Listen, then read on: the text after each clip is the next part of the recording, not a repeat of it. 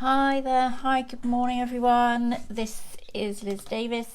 I am a nutritionist and I specialise in digestive health for busy women. So I help busy women fix their IBS, bloating, painful digestion, heartburn, reflux, etc.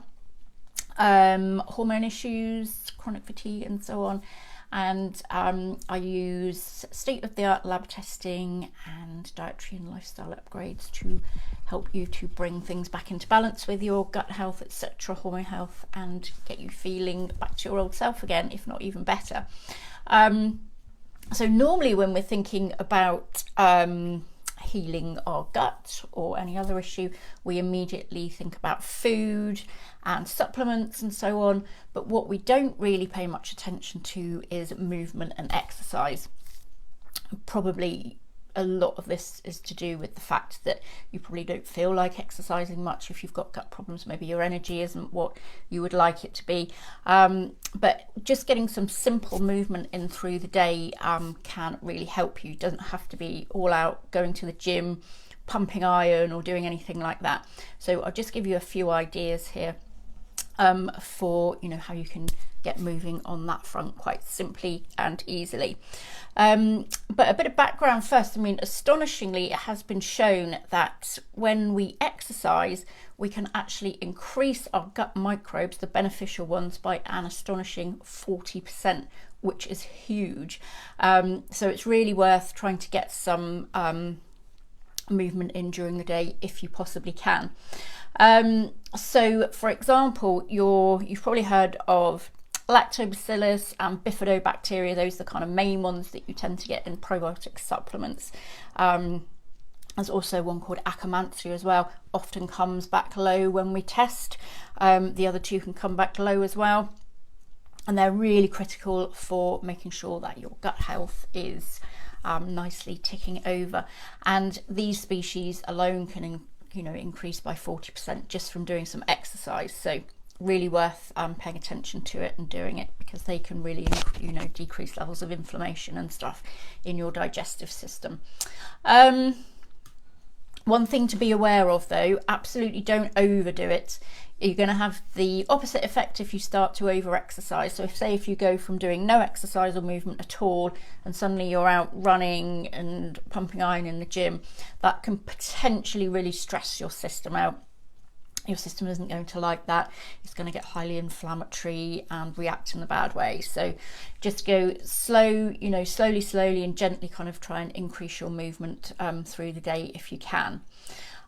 So the first tip I would do, if you are, no matter what you're doing, if you're at work in an office or working from home, make sure when you're on the phone, if you're on the phone for a long time, you stand up and walk around. It's dead time otherwise. So if you get up and walk around while you're chatting, then it's kind of making the most of that time. And if you think about all these kind of phone calls you can be making throughout the day, that's going to really add up. So that's a lot of movement you're getting into your day. There again, no matter where you're working, home or office, then make sure you use the stairs. So go up and down the stairs a few times each day. Again, this really adds up, and your gut really is going to like that. Your gut doesn't like being still, because if it's still, it tends to get very sluggish. Then your gut doesn't kind of clean out the bad bacteria particularly well, and that can line you up for constipation and infections that you don't particularly want. So really critical just to keep gently moving all day. So generally I would say walking is probably the most beneficial exercise that you can do for your gut, particularly with regards to digesting protein. So I would absolutely encourage you to be getting as much protein on board as you can. So definitely with every meal and snack. And the trouble is with that, if your digestion is a bit compromised, you're going to struggle with that, because protein is quite hard for your stomach to break down and assimilate. So just the action of moving is going to really help your stomach to break down that protein and kind of get it absorbing properly. The other thing that's important to bear in mind as well is that the action of walking is going to help your body to extract those vital polyphenols from your foods as well. And it's the polyphenols that your gut bacteria really like to feed on. So that's another good reason to be doing it as well. So the next two I would recommend are dancing and yoga. The reason being that they kind of tend to put you in a good mood as well.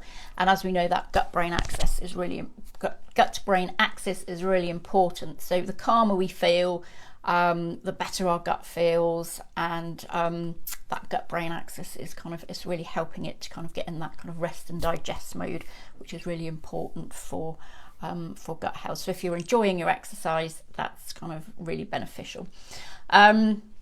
Next up, if you want to kind of increase the intensity a little bit, then ab workouts are really good, because they're not only good for toning your kind of abdominals, but they're really good for inside as well, because it has been shown that when you're doing your ab exercises, that really brings down the kind of gut inflammation as well, if you happen to be suffering from that.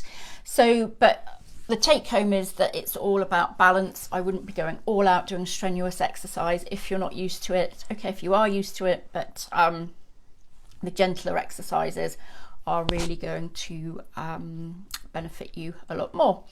Okay, so I hope you found that useful. If you did, do like and share. And do pop me a DM if I can help you. Just DM me info and I can get some information out to you about lab testing and gut healing packages, etc. Okay, I'll see you next time. Bye.